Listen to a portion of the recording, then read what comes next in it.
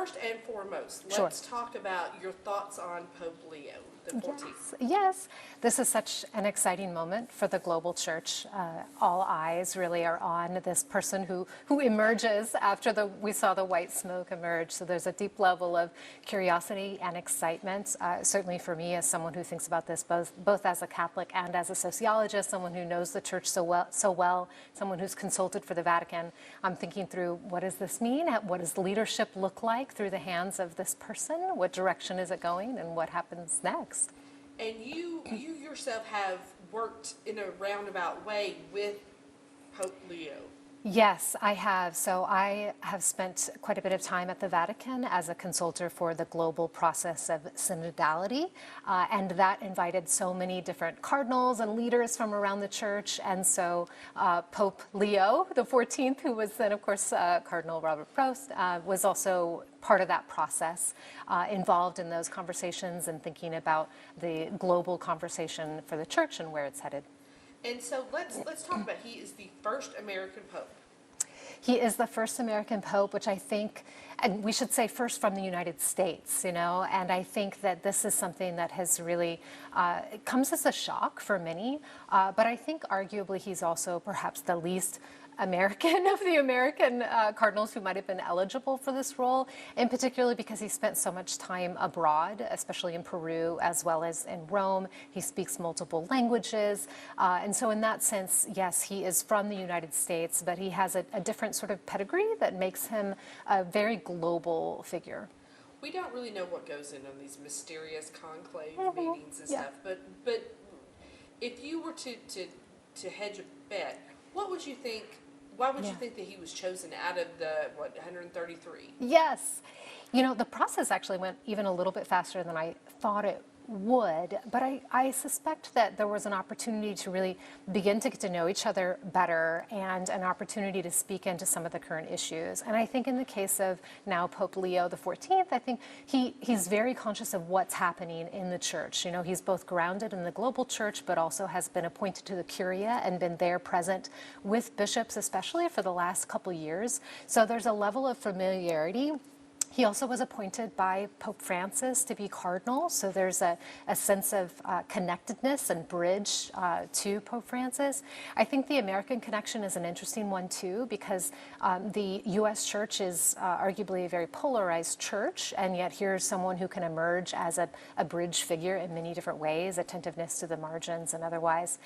So in this really democratic moment in the church where cardinals were voting for who should, who might the Holy Spirit work through to lead the church, then he clearly emerged as someone who's able to quite literally speak into that, and in multiple languages no less, which I'm sure also helped.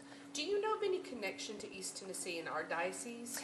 Good question. So, most of his work and education has been in Chicago, as well as he was also trained in Villanova. So, to my knowledge, he doesn't have an East Tennessee connection.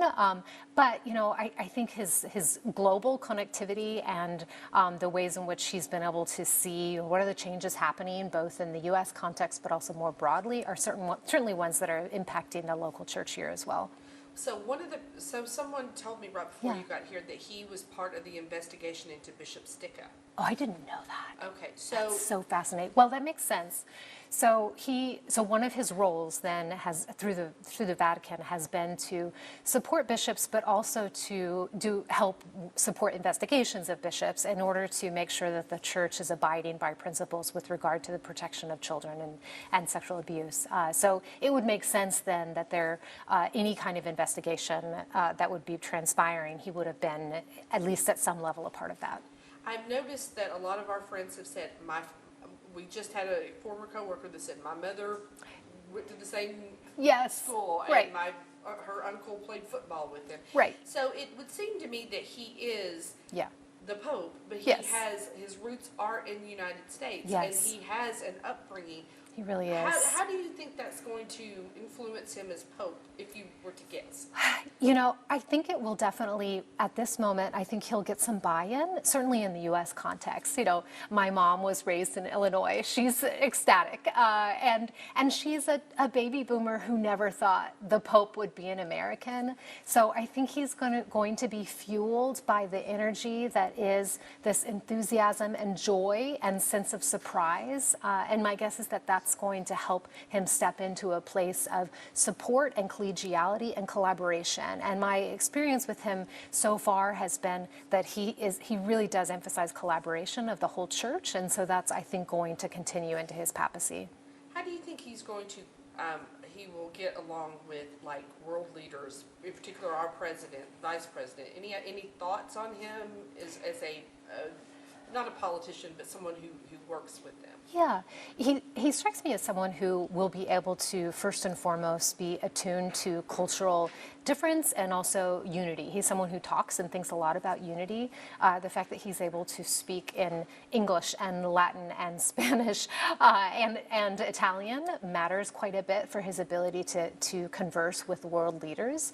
I think today we already saw this sense of joy, but also diplomacy and deep intellect and experience, and so I suspect that he will be bringing that into any conversation that he has with a global leader, and he does not strike me as someone who's afraid to go into those conversations when they're needed.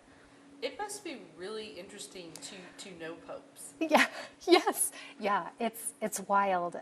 You know, the world and the Catholic Church, as it turns out, is really kind of a small place. You know, we are all connected and interconnected, and to see someone up there emerge that is someone I've been in the room with. To know, of course, that he's following the legacy of Pope Francis, someone that I got to know through the synodality process. And I think all of us, no matter how far we were, felt this sense of camaraderie and friendship almost, or familiarity with Pope Francis.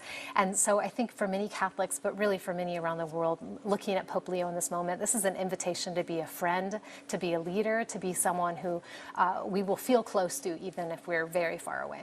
How stressful is the job of Pope? I know that, and I ask that in all seriousness. You know, you look at the presidents when they start; they're all they're all excited, and towards the end, it's like, oh wow, you need a nap.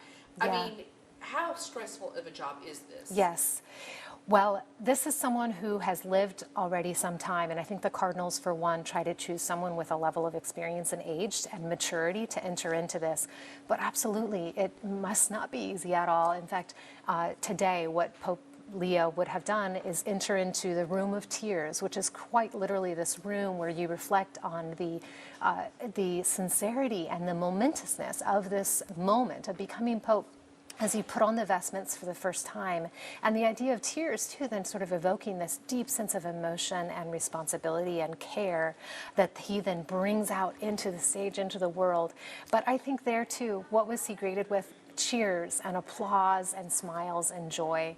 So I would have to imagine, and all I can do is imagine, is that all of that stress would come to buoyed by the Holy Spirit, by people, and by really support and optimism for the future. And when I looked out today, I remember saying specifically, it's like we needed this, you know, like the happiness on the faces. And I mean, I am not Catholic, but I was like, man, for this moment I am. They just look so happy. Talk about that. Yes, I agree. So I was on a run midday, and during that time, I got all the text messages about the white smoke, and I was so elated and joyful. And I have to admit, I also had this sense of anticipation and sadness too, realizing, of course, Pope Francis is now gone. And so in that waiting period, there was this, are we ready yet? What will it be like? I loved Pope Francis so much. And then, yes, for Pope Leo to come out, then I think for me too, there was this sense of, yes, you know, we can rally around this joyful moment, this moment of hope and optimism for the future, Catholic or not. Here's something that gets to the core of humanity, I think, and dignity and respect. And so I think the hope for Catholics, and really for all, is that we can hang on to that dignity and respect and hope moving forward, even as differences emerge. Anything else you want to add?